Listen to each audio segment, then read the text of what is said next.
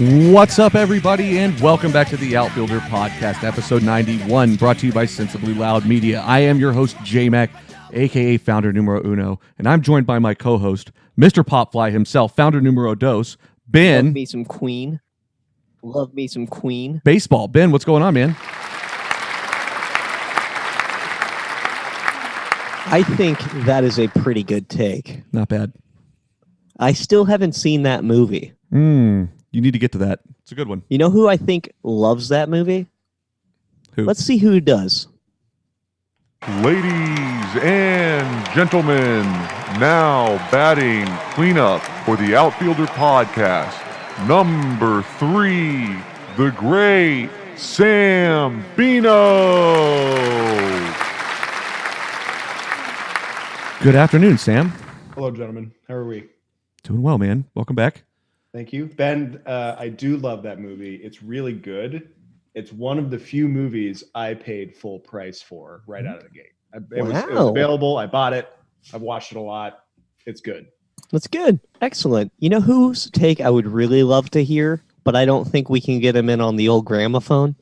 I would love to hear what Mr. Jimmy Midtown says about that. Wait a second. Who's that in the other corner of the screen? Jimmy Midtown. Jimmy Midtown. The man loves the Mets better than the rest. Jimmy Midtown.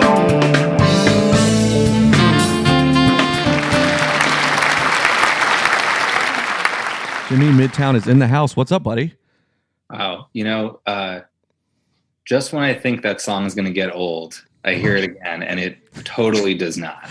Blows my mind every single time, too. Every time. I had never noticed how much of that lead guitar was going, underneath the vocals, so that really stood out this time. Yeah.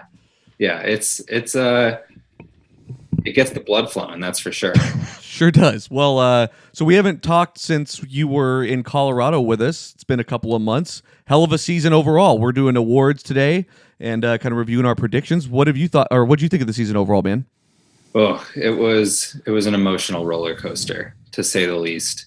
I think when I was last with you guys in Colorado, I was preparing myself for the Mets' inevitable collapse, and they battled hard, but it turned out like we all expected it to. It's a shame. Really, yeah, it's a shame. I don't know though. I mean, I think there was some hope, and it went. I guess the resurgence of them being really decent went on for a while. It just kind of imploded all at the end, and I mean, the talent was there for sure. It's just leadership stuff once again.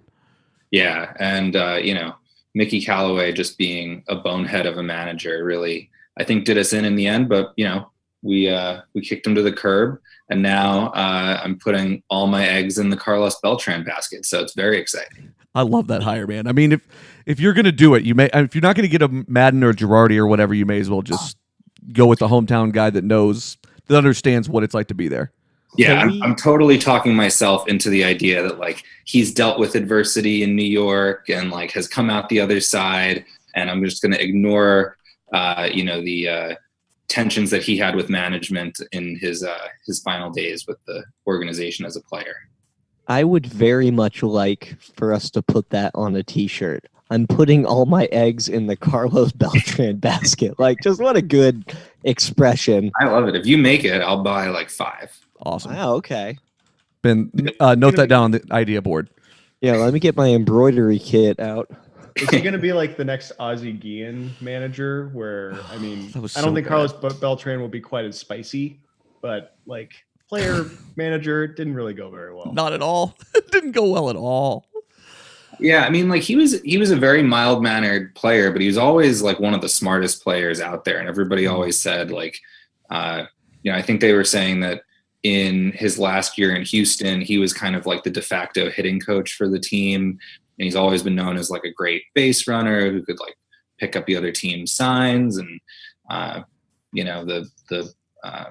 he was liked by a very diverse set of people in the clubhouse.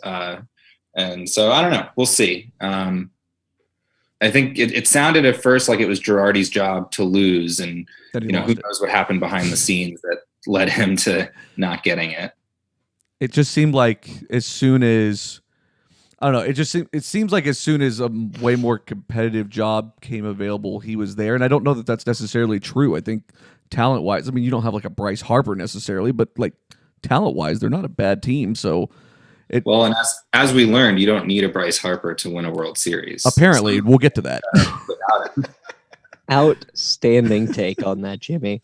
Thanks. It's a very good point.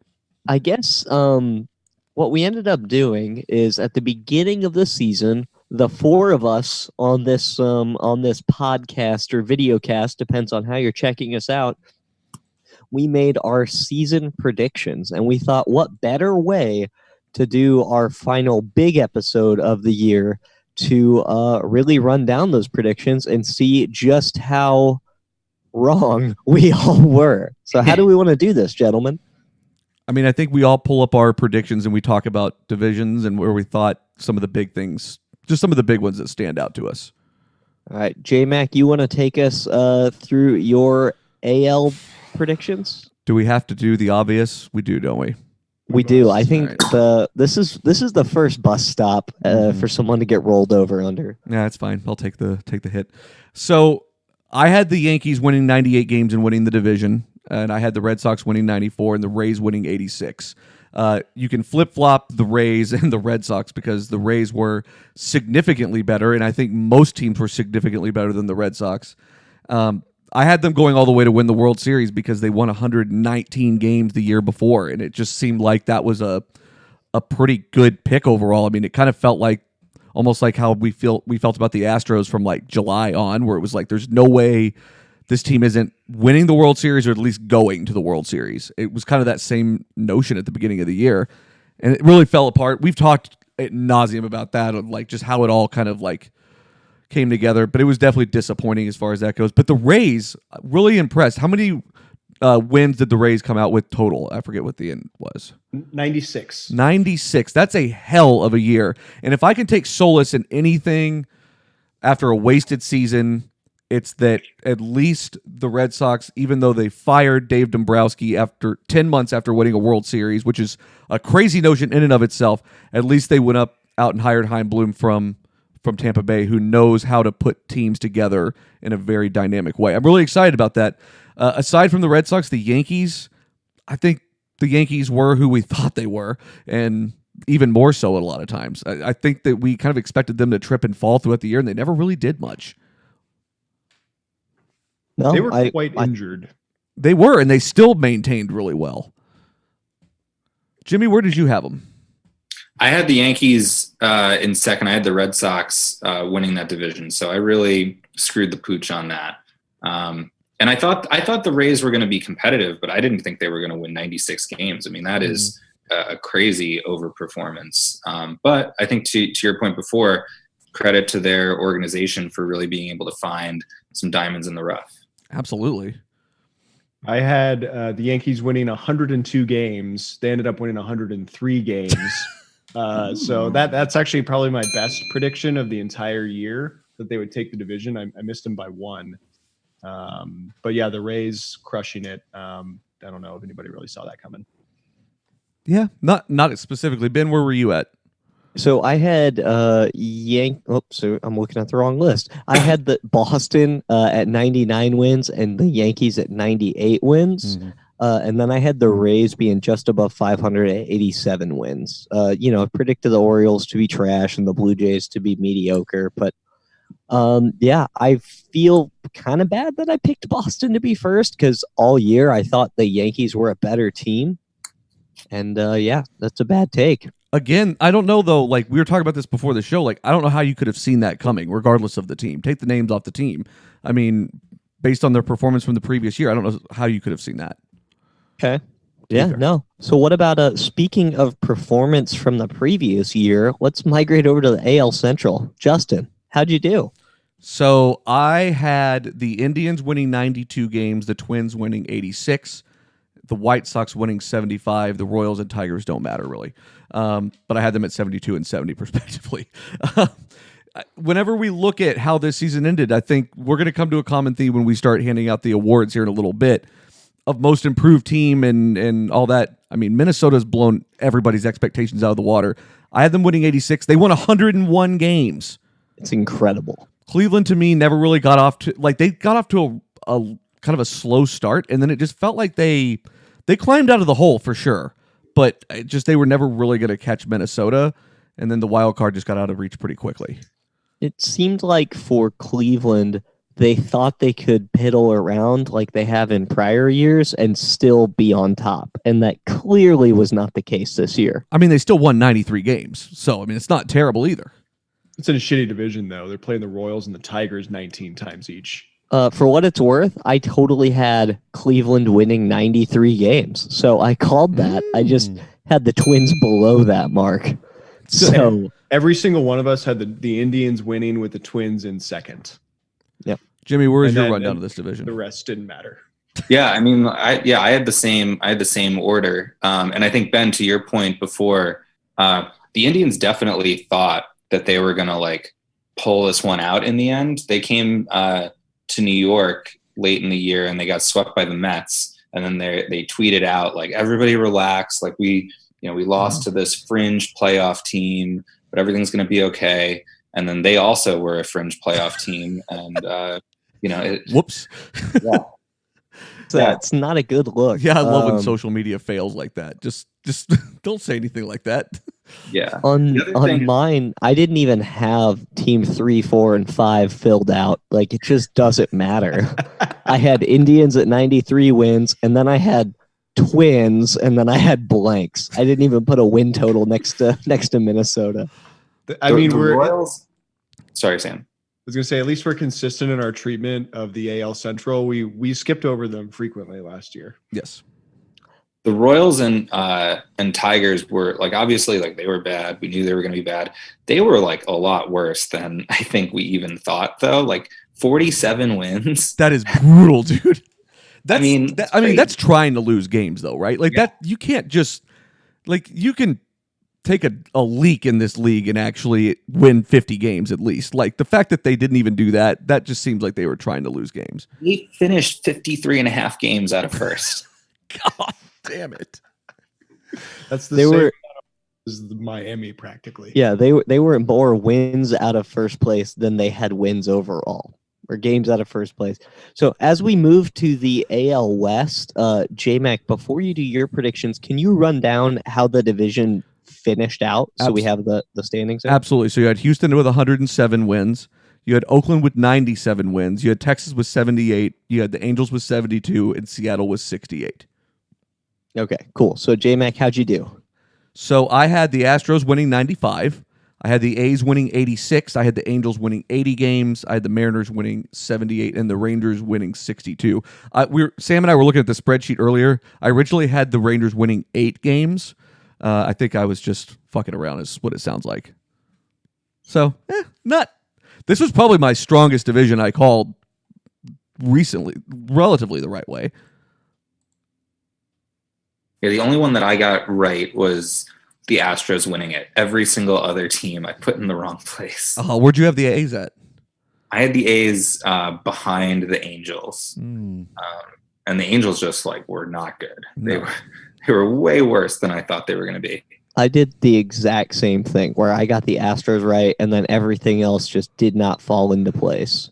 I had the Astros at 101 wins in first, so I was pretty close there. And then I had Seattle in last at 72, so pretty close there, but everything in the middle was totally on its head. There's a lot of hot garbage there for sure. All right, so let's move on to the NL East. And Jimmy, I'll run down the actual standings and I'll let you lead us off. So Atlanta won 97 games, the Nationals won 93, the Mets won 86, the Phillies won 81, and Miami won 57. God. Yeah. So I'll say this. My like big thought going into the season was that every team in that division except for the Marlins would finish over 500 or at least 5. Well, I thought over, but that basically happened. The Phillies finished at 81 and 81, and then everybody else aside from the Marlins finished over 500. So it was actually like a pretty competitive division throughout the season. But I, the homer in me had the Mets winning the division ever so slightly. And that didn't pan out. But yeah, I mean, the Braves were obviously a very good team. Their young guys keep getting better. And then, we know what happened with the Nats. So overall, like a very competitive division. And I think it will be again heading into 2020. For sure. All right, Sam. I put a lot of faith in the Phillies this last year with the addition of Bryce Harper, which turned out to be like not even a factor. Mm-hmm. I had the Braves with 94 wins winning the division. So that's pretty close to actual. And I guess I put too much stock in the Marlins. I gave them 67 wins. I gave them 65. So okay, that's not. I had them at 59. Pretty close. Yeah.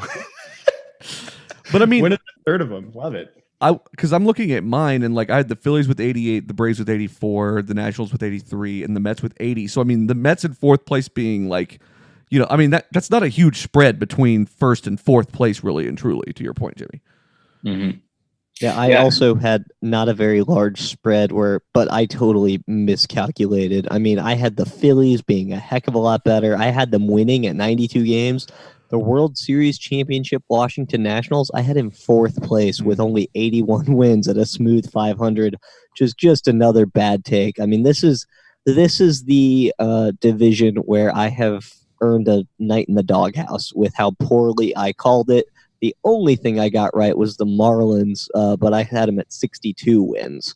Side note thought, y'all think I could pull off a Mets cap if I started wearing one? Definitely. Sure. Yeah. Why do you want to wear one? We'll have Jimmy put one in the mail for you.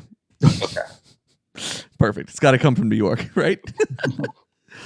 Really Authentico. Yeah, exactly. Any other thoughts on the NL East? No? Okay. I don't think so. Yeah, the Marlins are really bad. Yeah.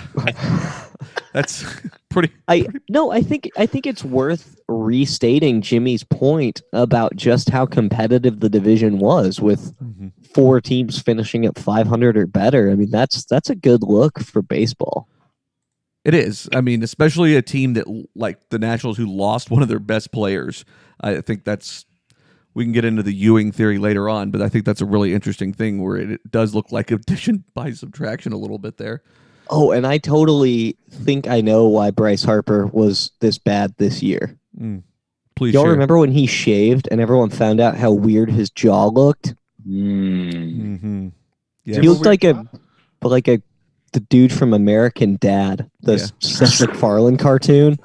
Just a chin above the rest. Yeah, he really did. A chin above the rest. Mark that for later. All right, so let's go to the Central then. The NL Central, we had St. Louis winning 91 games, Milwaukee 89, Chicago 84, and we had Cincinnati winning 75 and Pittsburgh winning 69. So, Can I kick us off? Please. Is that why you have your sunglasses on? So my sunglasses are on because the sun is directly in my face. Oh. It's shining off of the floor and right into my face. Like it's good. Like you see the shadow. It's pretty I bad. thought it was like, hey everyone, guess who got their eyes dilated for a podcast? What's that movie, They or Them? And you got who knows what I'm talking about? I have no idea what you're talking. Got Rowdy Ronnie Piper playing the main character, or They Live is what it's called. And he puts on his sunglasses, and all the advertisements say what they're meant to say. It just says like consume. Why is Rowdy Piper in a movie?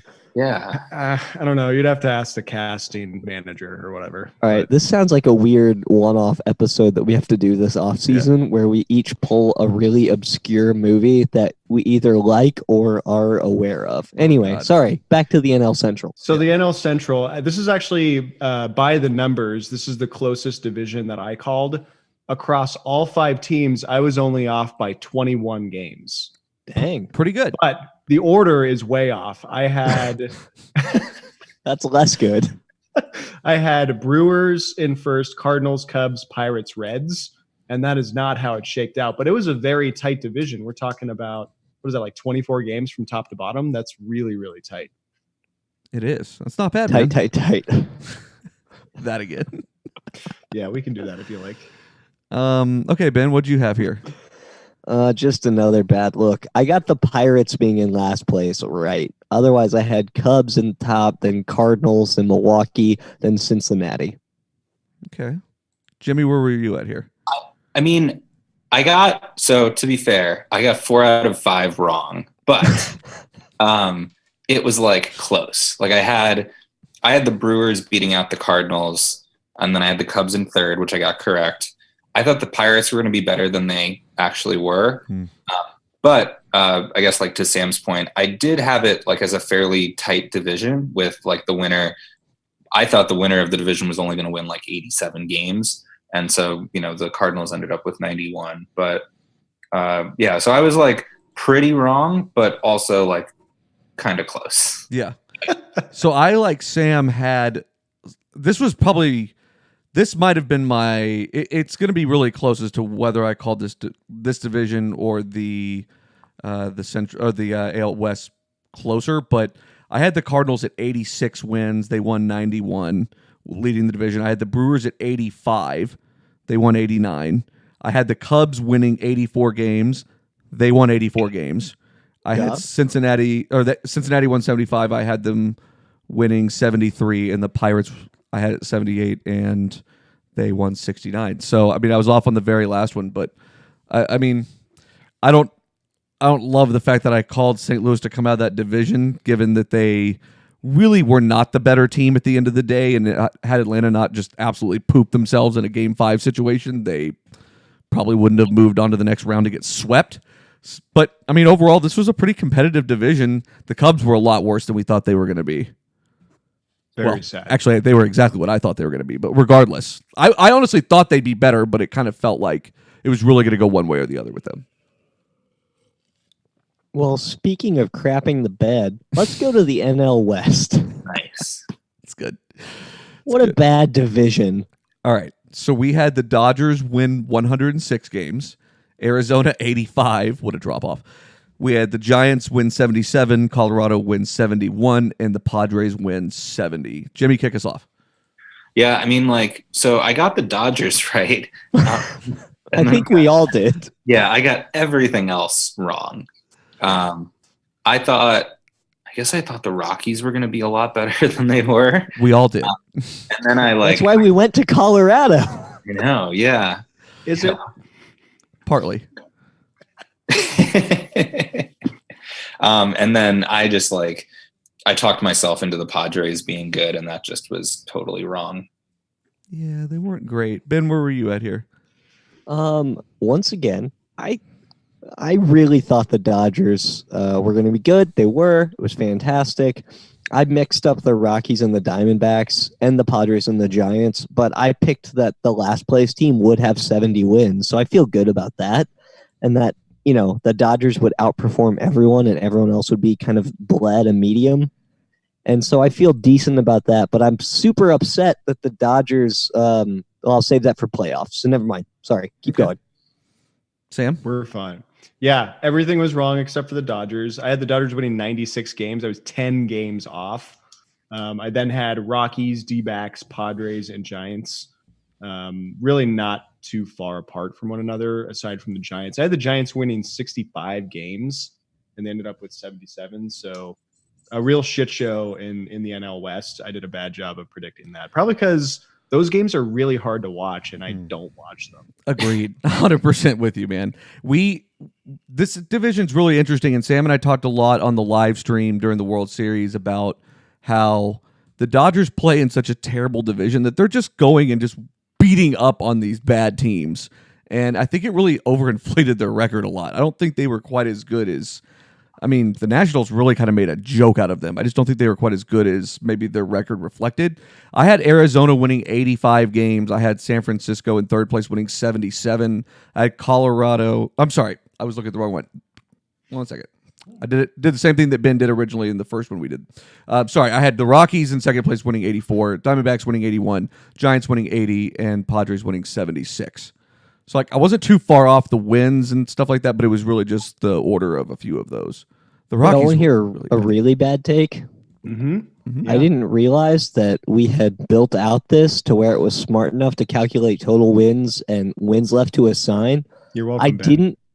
I didn't assign 294 wins in the American League because I left so much of it blank.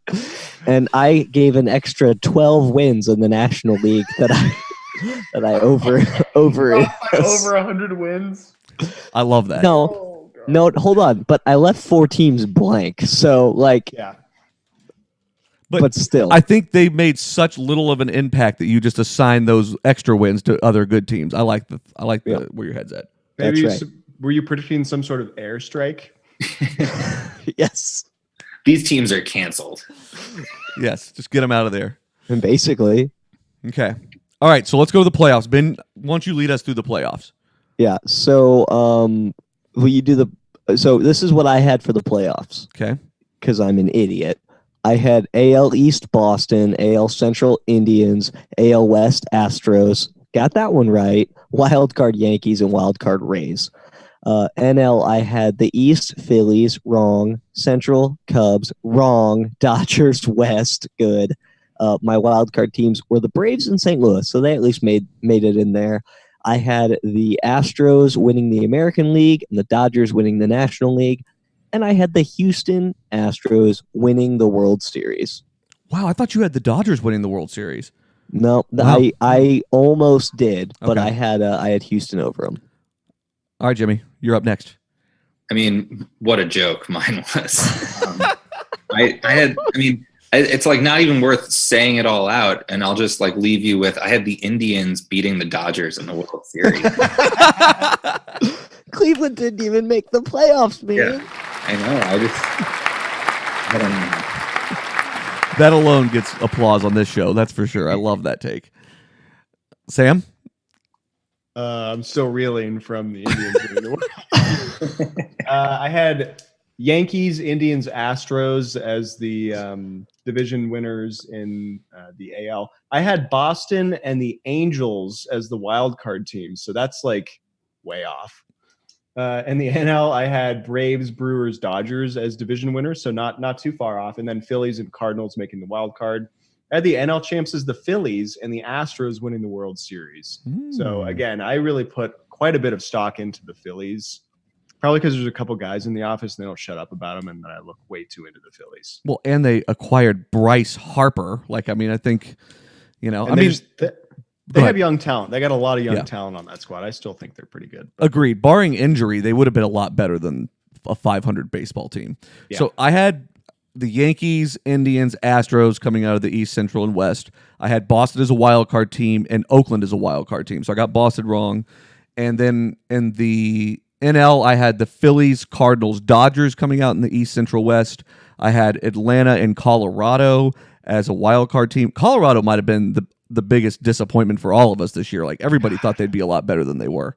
Yeah. I had the Dodgers coming out of the NL, Boston coming out of the AL, and Boston winning the World Series. So, not great either. Yeah, so overall, Sam and I each picked the World Series loser to win. Jimmy Midtown and J-Mac both had teams who didn't even make the playoffs slotted to win the World Series. And that, ladies and gentlemen, is how we do baseball predictions here at the Outfielder Podcast. It's good. Awesome. All right, Ben. Before we have the awards, I think you have to tell the good people who's sponsoring the pod. Absolutely. Oh, when you earlier in the day said you recorded the ad, you meant the earlier ad, not the mid-episode ad. Well, today's show is brought to you by Audible. They're a little company you may have heard of for like the last 15 episodes of this amazing podcast, because not only are they our sponsors, they're also giving out a pretty sweet deal where if you go to audibletrial.com/SLM, like Sensibly Loud Media or Sierra Lima Margaret, if you go to audibletrial.com/SLM, you can get a 30-day trial. So you need to do that, and you need to then download an audiobook and listen to it. It doesn't even have to be about baseball. If you want to check out some Tom Clancy, Jack Ryan, whatever, like, go for it. If you are super into the Ming Dynasty, I hear they have books on all of those dynasties, Ming or otherwise. So audibletrial.com/SLM. Check him out and get your 30-day trial going on right now. Good stuff. Thanks, buddy. All right. So now on to the awards for the year. So this is our second season as a podcast, and we went through and actually assigned official awards this year. We have three categories. Well, we have more subcategories, but we have three main categories: individual awards, manager awards, and then outfielder staff awards. So we're going to go through those. Sam, do you want to kick us off with the player awards? Yeah, I'd first like to give a shout out to Ben for using the NATO phonetic alphabet. That's fantastic stuff right there. It's good. Thank you. It wasn't 100% correct, but I just confidently said it like a white dude, so people believed me. Good stuff. Yeah. So, all right, I'm going to kick off the individual awards. These are all player based, and we'll do AL and NL for each of these. So, player of the year, AL, unsurprisingly, Mike Trout. Mike Trout ended the year with 8.3 WAR. That's just like a lot of wars. A lot. He had 110 runs, 104 RBIs, 45 home runs, and an OPS of 1083. There's no reason to speak about the Angels outside of Shohei Ohtani and Mike Trout. So Mike Trout's still the best.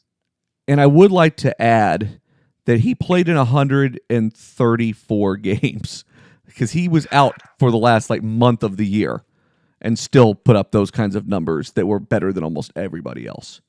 And he's the only known major league player that has a water feature named after him at their stadium with the trout pond, which is always worth mentioning. I agree. Anytime you name a piece of architecture after a man, it's worth noting. Well, he's still on the team. It's not like he's retired or dead. No, he is an active player.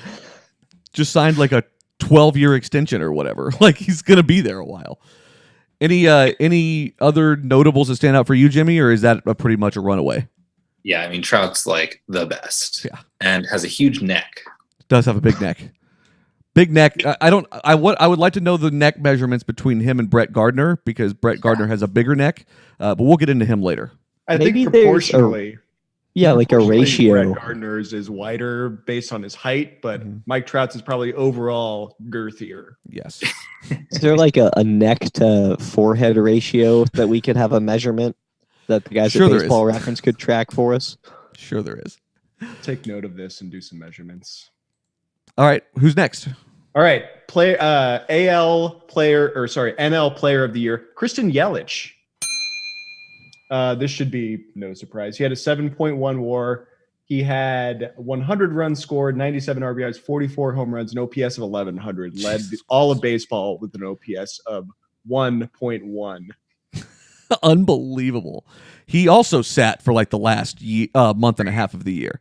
Well, that's the ridiculous part in his place is the proof in the pudding, as it were, is that without him, yes, the Brewers made the playoffs, but they laid a total egg in the first round of the playoffs. It was just so disappointing after what a good season the team had.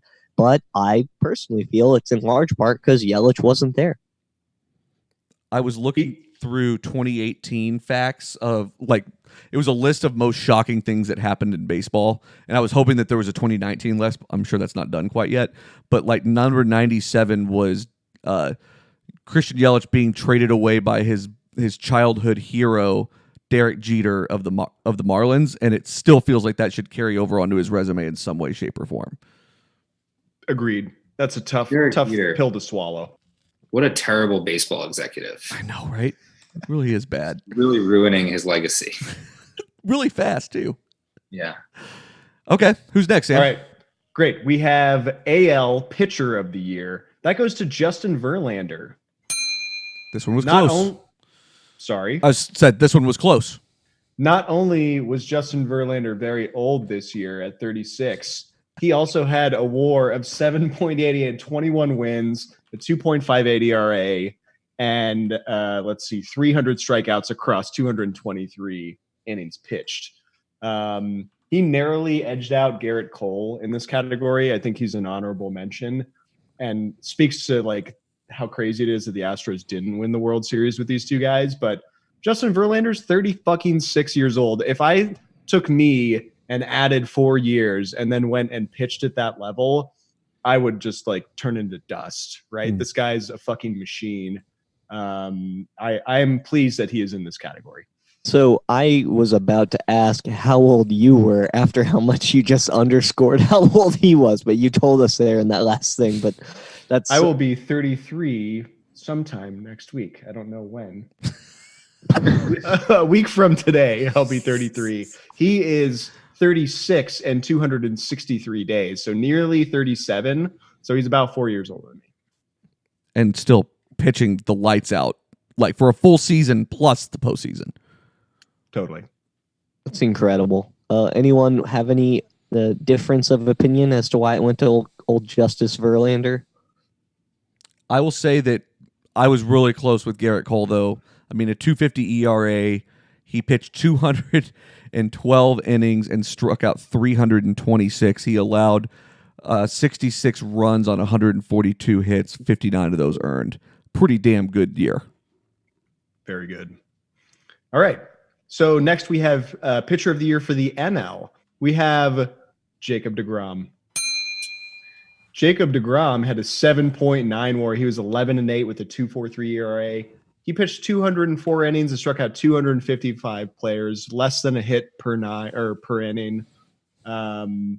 This was a tough conversation I think Justin and I had between Jacob deGrom and Ryu on the Dodgers. Ryu stomped the entire field on ERA, but deGrom was second or third in literally every statistical category, and just I think the year before also kind of putting the team on his back and taking a lot of wins from some teams that just couldn't hit off of him.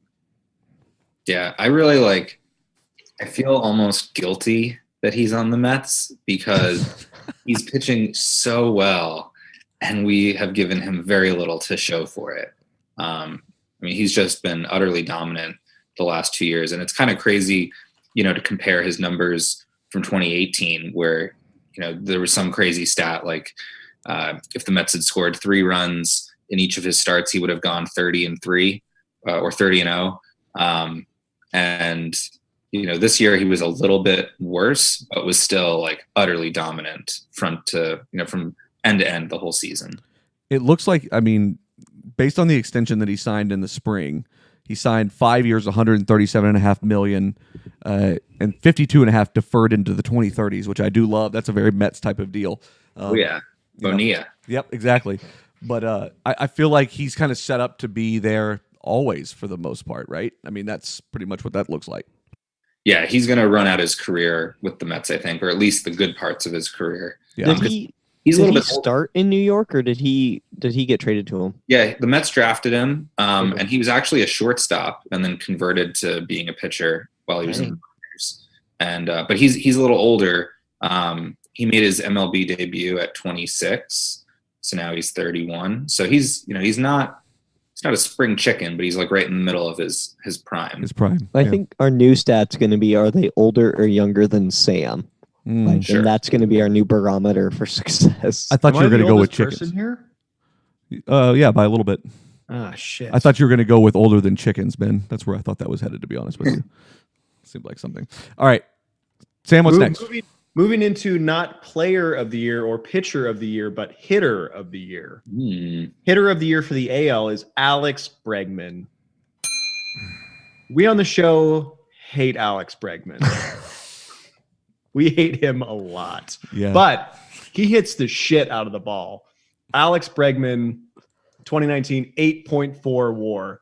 That's almost Mike Trout numbers, right? Yeah. He had a 296 batting average. He had 122 runs, 112 RBIs, and 41 home runs, OPS of 1015. So those numbers are really, really good. It's just below Mike Trout thresholds. He was on base 292 times. Yikes. That's crazy. That's a shitload. He had 150 runs created. That's awesome. Unbelievable. That's unbelievable. But God, he's just such a piece of shit on social media. I can't stand this guy. What is it that you hate about him? I'll let Justin take that one. Yeah, and then when I get hoarse, you can jump back in. he's just one of those people that he's kind of the villain, and he kind of embraces that, which I'm typically kind of fine with that. David Price is one of those guys. People love to paint David Price as an asshole, but like the team loves him, and that's what matters. And that's kind of the same thing you've got going on with Alex Bregman here. But like he's just kind of a braggy guy, and like he's really like he's one of those athletes that'll go and fight with people on Twitter. And it's like, dude, like, what are you doing? Like, look at the type of resume you have in this game. Like, why are you fighting with people that know nothing? And I think that's might be what drives me nuts about him the most. And he just sort of does things that don't always paint himself in the best light. And like it's one of those things. He has such an impressive resume. If he would just shut his fucking mouth and let that speak for himself, he'd be much better off. I think he would be on this show. I know that. He couldn't even hand the bat off to the first base coach when he hit that home run, and Juan Soto showed him up like something fierce, which was great.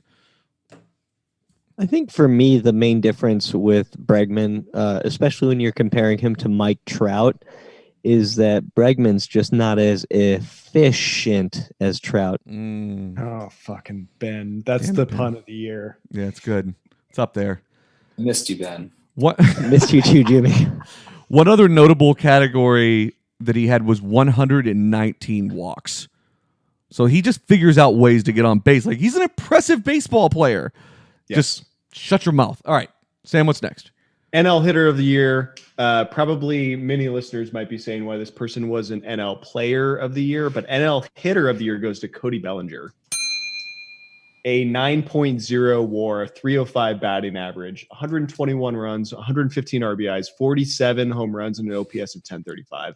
This guy just swings the bat, but defensively he's a real piece of shit. So that's why he's not player of the year. A hell of a year for sure. He, every time I look at his baseball reference page, it absolutely wigs me out when I see that he played all 162 games in 2018. He played 156 this year, though. That's impressive. Young guy. That's good. It's really impressive. A lot of HGH going on there. Probably so. Allegedly. I'm kidding. I don't actually know anything. I'm just making a joke. A lot of Mardi Gras head things going on there for sure. But 115 RBIs is a hell of a year. I mean, a 406 on base. You read off these numbers, but 1035 OPS is just impressive. Anything else that jumps out at you, Jimmy? So he ended up winning a Gold Glove this year? Yeah, I don't know how. Yeah.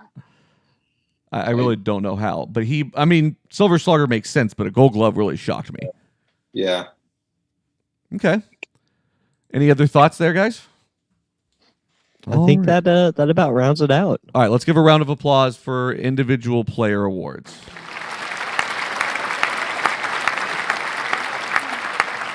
We are in the process of sending all of them their certificates. If they'll just answer our direct messages on Twitter, then we can get their addresses of them. Yeah, they're hesitant to give the addresses out. It's really strange. I don't know. I know. I just want to give them a nice certificate. Yeah, they're worried we'd show up. I think that's the problem. All right, so we're moving into management awards. So this includes a lot of different things. I'm going to go through these, and we'll kind of talk about them as a collective group. So the very first award is Most Improved Team, which goes to the Minnesota Twins. The Minnesota Twins won 101 games last year, or this year, excuse me. And how many did we say they won last year? We had it. 78? 78. Something like that. An enormous jump. They signed a lot of people in free agency, but those were all pieces that they really needed that added a spark. They have a young lineup. They've been bad for a long time. And, they hired the right manager, which we'll get into here in a little bit. They did a lot of things right. It sucks that they got into the playoffs and got swept almost immediately by the Yankees. But, that was a buzzsaw that they couldn't avoid necessarily, and I don't know that was as much of an indictment on them as much as it is just the fact that the Yankees were really good. And I would say my other thought about the Twins is we wondered a lot of times this year whether this Twins team was for real. Winning 101 games is is nothing to sneeze at by any means, and it's crazy that they got to that number they're still a little bit away. They're probably a piece or two this offseason away, and experience and everything leads to all that too. But they had a hell of a season. And I it's pretty much a runaway when it came to teams, how well they did from the year before to this year. Any other thoughts there, guys? I love this take. I guess maybe we don't want to go down too much of a rabbit hole, but how large is their envelope for success? I mean, this doesn't feel like a 2015 Astros where you're like, we got a dynasty coming up. No, probably not. Not with like Nelson Cruz and whatnot being in the mix. No, but they're definitely most improved. A lot of they are. Go ahead. Where is it on the spectrum from 2015 Astros to 2015 Royals? Sam, do you want to take that one? The Royals were like a mirage, and they just happened to do like really good things. Mm-hmm. And we're not really sure. They just kept touting their defense. Like, I don't think that's a real long-term success plan, is just like having really good defense and okay pitching. Yeah. 2015 Astros, you could see that coming from a mile away. It's like, oh man, they just called up this guy Correa. He's really good. And they just acquired Bregman. It's like, these guys are going to be fucking smashing the ball for a long time. You pick up, then Astros are willing to like make long-term investments. So I put them like at the A+ like end of the spectrum for envelopes for success. And then the Royals are like fluky. The Twins are like, I want to say like 4 out of 10 on that spectrum. I think the other thing, whatever the Twins, they were the most active team this past offseason, and like that ink would never dry on that checkbook. Like they were just going through it. And to me, that's one of the key differences is they're just trying to buy success today. And I don't know that it's going to have the staying power. I like it. Okay. So next we go to least improved team of the year. This one was fun to figure out. In 2018, this team won 80 games. In 2019, this team added the best player in baseball and won 81 games. Second best player in baseball. Fair. You know what I'm saying. They added one of the top 3 players in baseball and still managed to win one more game than the previous year. And that, of course, is the Philadelphia Phillies. This was such an indictment on having the wrong manager and injuries galore.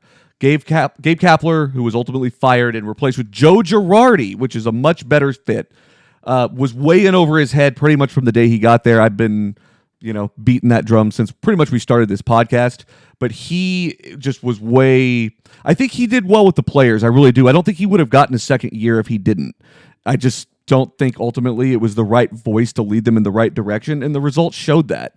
And again, a lot of injuries, not a lot was necessarily all in his hands when it comes to that, but it didn't help the situation. And good managers know how to take a team that has pieces like that and put those pieces together. Is that fair?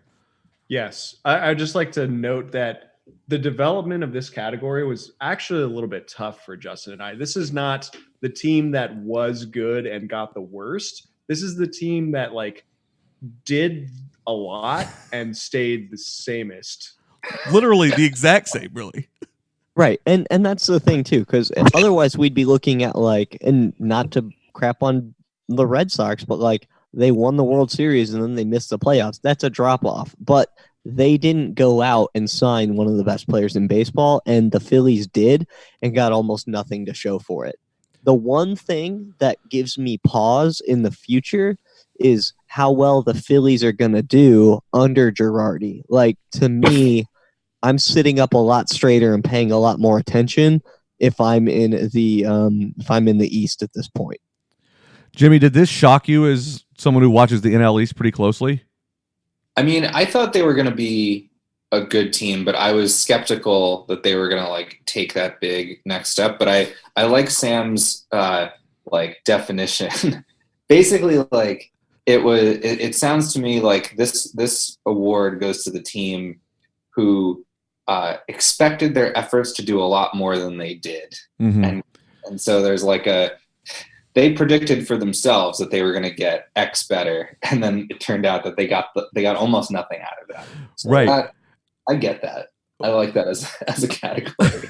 But I will say too, though, like it's not like Bryce Harper had a bad year. He had a WAR this year of 4.2. He had 573 at bats, 149 hits, 35 home runs. He batted 260. He had 114 RBIs. He swiped 15 bags, on base 372, slugged 510, OPS of 882. That's not a terrible year. What that leads me to believe is their injuries and everything were so bad that they would have been far worse than this without having added him. And I think that's probably the biggest differentiator there. Those stats make literally every team in baseball better. Exactly. So that means that you were in trouble otherwise. He was able to bring them back to parity. Correct. Yeah. Just what they were looking for when they signed a $350 million contract. I mean, I guess like for context though, like those stats are pretty close to like a Michael Conforto season. And you're not paying Michael Conforto $30 million. Oh, you're going to love some of our later categories.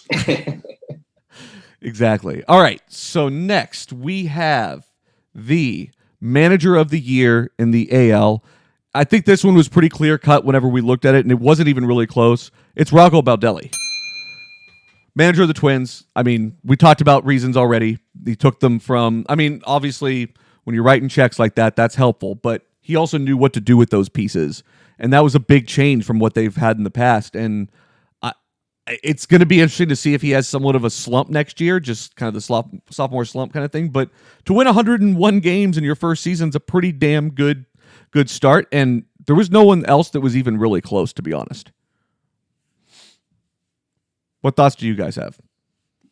Didn't even know who he was when they hired him. Great outcome for the team. He is always welcome on this podcast. Indeed. He was like best known as someone that like the Tampa Bay Devil Rays picked up, I think, and like showed up and hit like 9 home runs really fast and then became bad. I do miss the days whenever you'd look at the stat sheet and you'd see TBD for Tampa Bay Devil Rays. That's such a shame it's not that way anymore. But yeah, he played a year in Boston. He played for the Rays otherwise. And yeah, I mean, he was overall like a pretty, like, he was very similar to Alex Cora, where he was a guy that came, like kind of a platoon guy that seemed to come in and be able to light the world up from time to time. But great as, pretty good as a player, great as a manager so far. It'll be interesting to see what that looks like going forward, though. Do you think a former player turned manager is better equipped to be a manager if he wasn't that good of a player? It almost feels like it, right? Look at David Ross. Yeah. Ron Washington. Joe Girardi. Yep. A lot of those guys out there right now.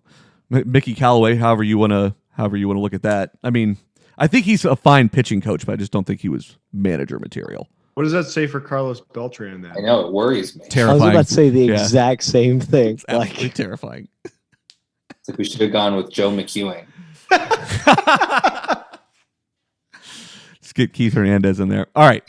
Let's move on to NL Manager of the Year. This one was a little bit closer, I think. There were some names into consideration, but the manager of the Braves, Brian Snitker, Manager of the Year in the NL. Had a great year with the Braves, really continued. I think whenever we were looking at predictions, I think the biggest thing that we worried for the Braves was just that little bit of a slump with some of that talent. I mean, you've got just so much in Acuna and Ozzy Albies. And, I think we really worried about the pitching. They went out at the deadline, did what they needed to do to be able to make a push. Unfortunately, it didn't really matter. Again, it was kind of a fluke game in a weird spot that kind of derailed that whole season for them. But to win 97 games when the expectation definitely probably wasn't that. And, I mean, they really ran away from that with that division in about August. And it wasn't, I mean, it got a little bit competitive there for a little bit, but I mean, I don't think there was ever a doubt as to whether they were going to win this division for the most part. Yeah. I would just like to say that this is probably the only award that any sports team in Atlanta is going to get this year. It's been kind of a rough 4 months. I mean, the Braves totally shit the bed in the DS. The MLS team, the Atlanta United, they won the cup last year and they lost to Toronto this year. It's a terrible team. They definitely should have won that game. And the Falcons are terrible. Everyone around here is just sobbing into their cock-shaped pillows. And the Hawks are a team. They are. No, they're not. If there was relegation, they'd be playing Duke right now. Hawks are a bird, Jimmy. It's a bird. All right. So the next award is Best Hire of the Year. So this was after last year going into the season. What was the best hire? And we're handing this one to Rocco Baldelli as well. I mean, I don't think there was a better hire. If there was actually not as much manager movement this past year as it kind of felt like. But Rocco had a great year. I mean, we've already talked about him. I think that was pretty obvious. Any thoughts there, guys? Just that it seems that there's been more manager movement in the last month than there was all of last offseason. Definitely. All right. Best firing of last year. So that would imply that a step was taken forward going into this year. So the best firing going into the 2018 season from the previous season goes to the Angels. And we actually kind of went back a little bit because the hindsight is by firing Mike Scioscia and hiring Brad Osmus, that was a bridge gap year into getting Joe Madden. And ultimately, we've talked about this already on the show a little bit, I think. It was a really good hire for the Angels. I don't know how good of a hire or a job this is going to be for Joe Madden at the end of the day. But regardless, by firing Mike Scioscia, you get Brad Osmus. That's just a bridge year. They weren't very good this year. You got your guy next. I think that's a pretty good firing. I love this butterfly effect of like something happens in Lithuania and then all of a sudden we have Joe Madden managing the Angels. You also have the situation where Brad Osmus is used as some sort of pawn in a weird chess game. Like that makes me laugh too. Like lots of cards. Exactly. I think for me, it makes me wonder about the Angels' runway under Madden because I think that it, not to say again, a second time I've said this, but it makes you pay a little bit more attention. That's definitely the case. All right. Next is going to be General Manager of the Year. And I am very proud of this one considering he is now my general manager. I am talking about Chaim Bloom. He was the GM, or he was the assistant GM, of the Rays this past year.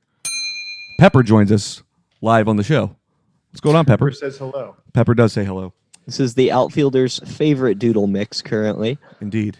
Chaim Bloom, really, really good GM. I think I'm really excited to have him in Boston. He's done a lot with a little for a long time with the Rays. He's under that tree of, I guess, coaching or general managers of Andrew Friedman, who is the general manager of the Dodgers, who knows how to assemble teams in a very effective way.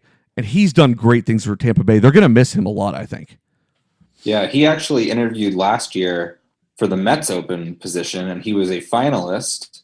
Very qualified guy, really knows baseball, part of that kind of like newer age, more analytical mindset crop of guys. And then the Mets hired an agent. Yeah. Yeah, they got Brody. Yeah, great. Could have been worse. All right, let's move on.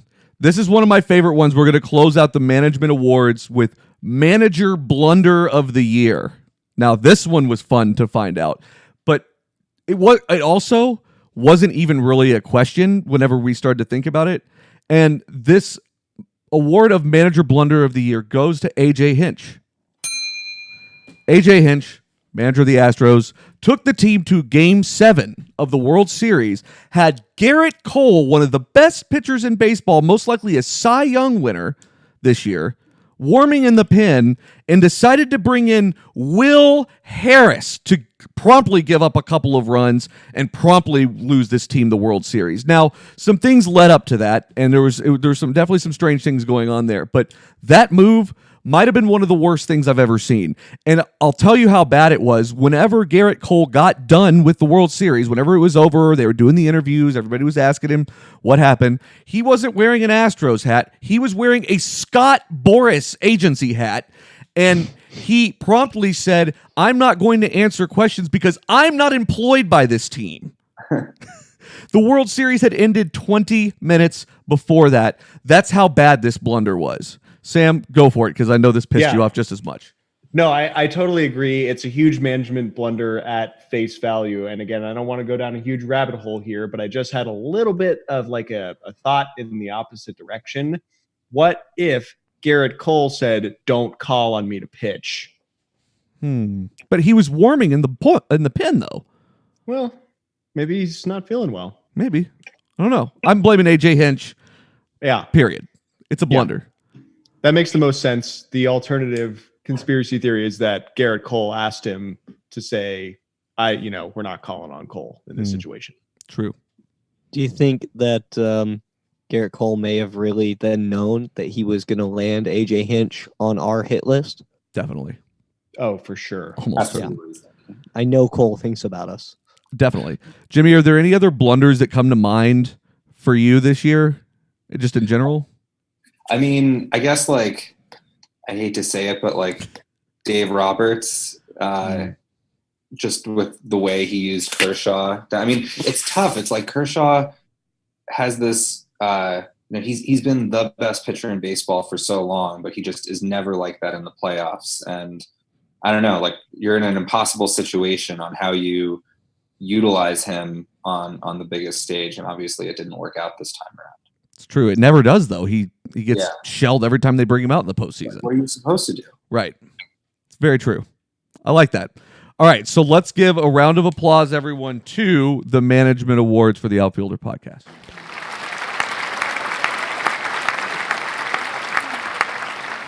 All right, Ben, it's time. So next up, our favorite category. This is the Outfielder Staff Award. So we're going to go ahead and we're going to name some more baseball stuff, baseball tangential stuff. But this is more of the types of awards that we like to give out. So J-Mac, will you underscore for the fine folks at home what exactly the Pete Alonso Award is? Actually, I'm going to hand that off to Sam, if you will, because that would be fine. Pete Alonso, I think nobody saw his value outside of the Mets, and perhaps Jimmy Midtown saw how good he was. This was his first season in the MLB. I think he hit 53 home runs. This man is being paid league minimum at $555,000 per year. So this award inaugurally goes to Pete Alonso because we're naming it after him. But this is the greatest value per dollar in a player. So Pete Alonso, an amazing value. He just crushed it. And we're actually using we're using Pete Alonso, the word, as a metric. Yes. As an example, Robinson Cano is worth 49 and a quarter Pete Alonso's. Exactly. So as the first annual Pete Alonso Award goes, Ben, go for it. The 2019 Pete Alonso Award is being awarded to Pete Alonso. This Pretty is good. his first year winning and his first year being nominated. Awesome.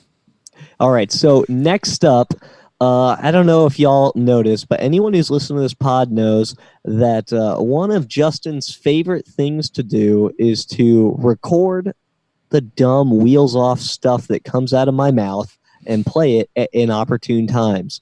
So the next award is going to be the Ben Baseball Drop of the Year. Justin, why don't you take this one? So I'll provide a little bit of context. We were in Colorado, and going through the content from Colorado was a wild scene because there's stuff that's all over the place. We did so many different things. Jimmy, you were there. It was, we talked about The Simpsons. We talked about baseball. We talked about, we did an episode of radio. We did all kinds of stuff.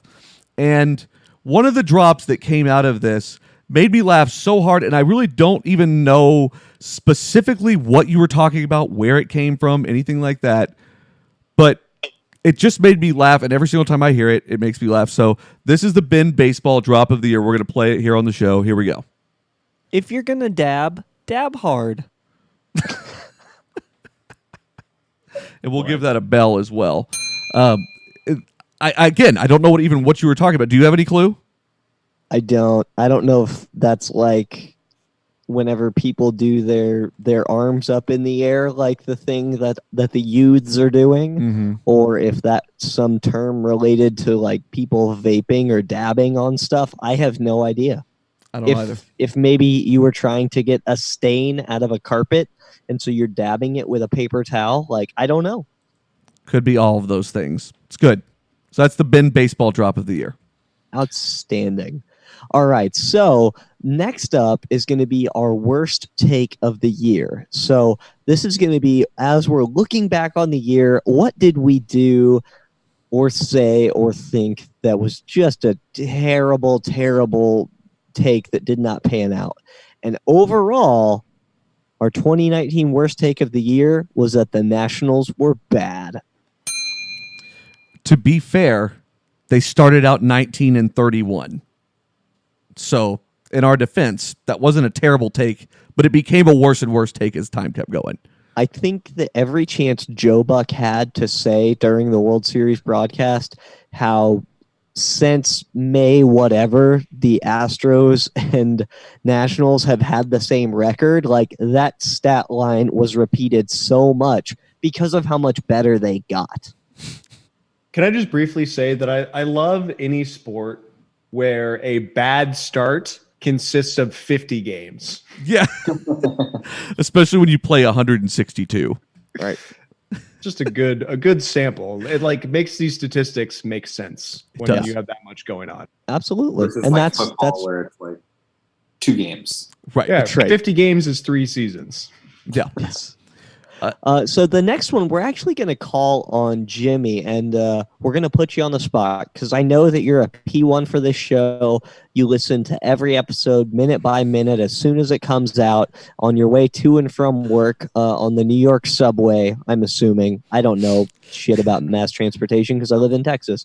But I do know what a fan of this show you are. And so I want you to regale to us what you thought our worst idea of the year was. I'm just kidding. That's not what we're doing. We're actually going to give you 3 different ideas that we pitched this year for you to choose from as what you think is the worst idea. So the first idea comes from, I think this is a Sam idea. This is a Sam and Justin idea. We were talking about how we make the leagues the same because there's talk of adding the DH to the NL. And we're like, well, that's kind of boring. We thought we were just trying to think outside the box on this, right? How do we assimilate? So the way to really trick it up is they said, not only do we remove the pitcher batting from the NL, we remove the 9th batter spot in both leagues altogether. So that's idea number 1. Okay. The second idea comes from Ben Baseball himself, and that's to give the general manager a tranquilizer dart to use during the game from the press box. You get 1 shot to potentially take out a player on the field. If you miss, you miss. That's the second idea. And then the third idea is this is a real J-Mac. He's still telling us it's a good idea, but Sam and I have labeled it a bad idea. And that's where instead of people being able to like challenge calls, if the umpire is challenged on something, they have to go reenact what their call was and why they called it. The more theatrical and the more dance-oriented, the better. So those are your 3 ideas to choose from for the worst The Outfielder idea of the year. So this is pretty tough, partly because I actually really like the 8 batters. So I think that we should just like do that. Because that's less of a chance for the Mets to whiff. Yeah, I mean, anything that like, yeah, basically, yeah. So I actually that one can't win this award because I think it's actually a good idea. Okay. But it's a tough one between tranquilizer dart and umpire having to reenact his call. And I think I'm gonna go with tranquilizer dart because I can't. Like, I mean, that is like honestly one of the stupidest things. Isn't it? Well, hey, you want a stupid idea, you come to this podcast. So thank you so much. We have 2 more awards to give out. First off, so in Major League Baseball, they talk about have the Roberto Clemente Award, and that's the player who best exemplifies the game of baseball. We're talking sportsmanship, community involvement, and the individual's contribution to the team. Well, here at the Outfielder, we decided we want to make the inverse Roberto Clemente Award. So this is the player who worst exemplifies the game of baseball, sportsmanship, community involvement, and the individual contribution to his team. So the 2019 inverse Roberto Clemente Award goes to Roberto Osuna. Bonus points because they're both named Roberto.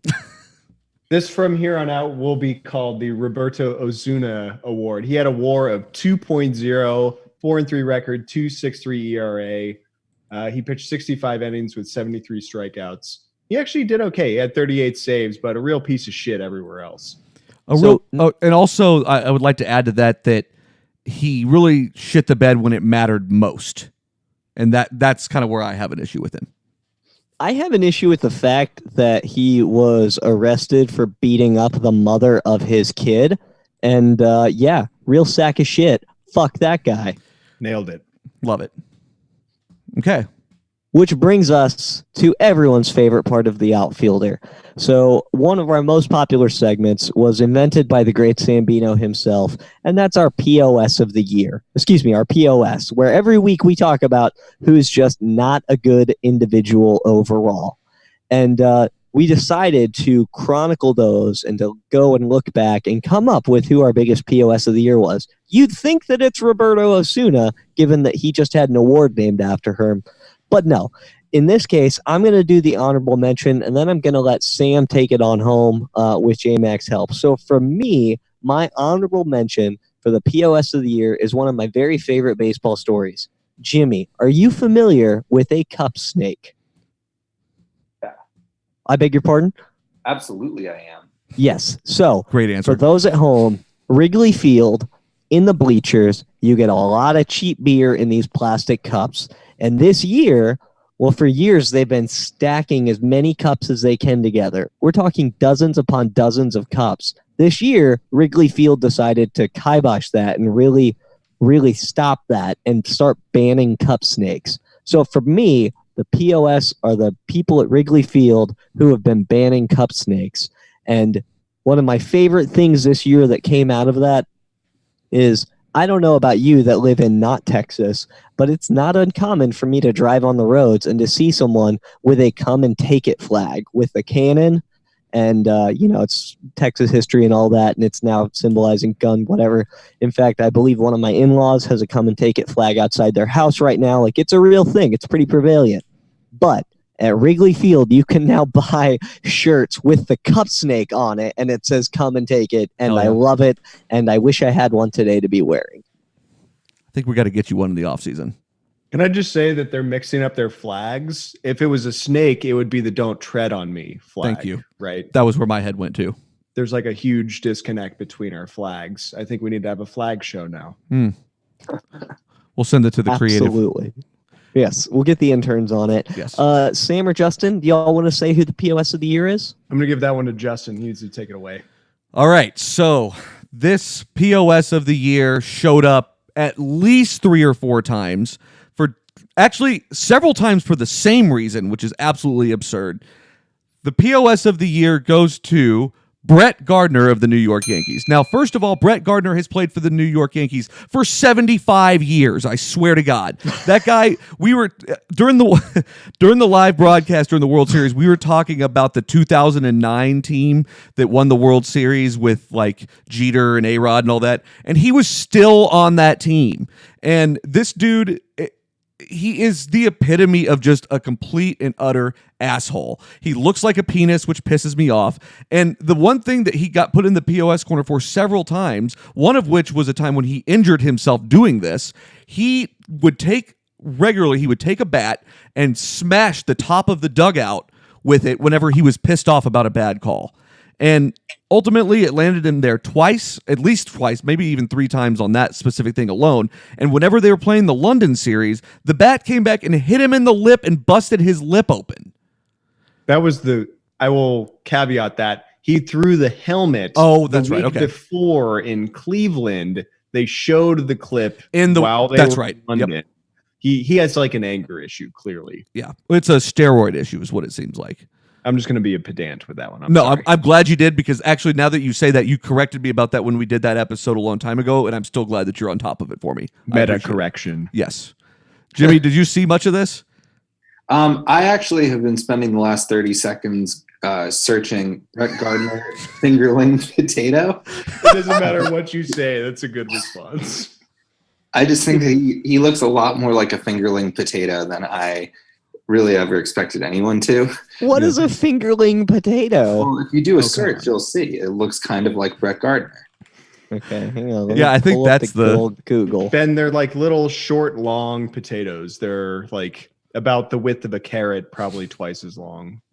But sort of Baby lumpy. carrot. Yeah. Very lumpy, but just And you're over. not sure where like one part stops and ends, which is kind of like with his neck and head. Mhm. Give me 90 seconds. So the other thing about this too is like I think what pisses me off the most about Brett Gardner is that he is obviously a veteran on this team. Like I said, played for 75 years, and he is someone that could really. I understand that he's trying to fire up the youngins and really, you know, help things move forward and quote unquote be a savage, if you will. But like, it really feels like it takes it in a negative direction when destruction of your own dugout is a thing. And I Ladies and think do what? ladies and gentlemen, now joining us on this podcast to accept his award, Brett Gardner. Oh, Is this a fingerling potato? What a piece of shit. very similar. He does look like a piece of shit. That's true. Awesome.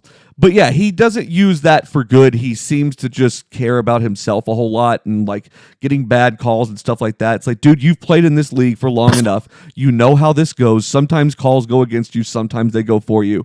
At the end of the day, sure, we have bad calls all the time. And sometimes those bad calls happen when they do matter most. I give you that. But at the end of the day, it's all about how you act and what you kind of leave as a legacy. He has the opportunity to leave a really good legacy and he chooses not to. That's why he's the piece of shit of the year for us.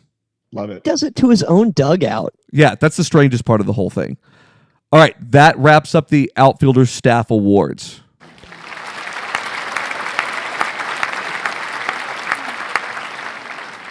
Well done, everyone. So it's been a wonderful season, and even though baseball is over, we're not going away. We got plenty of good off-season content.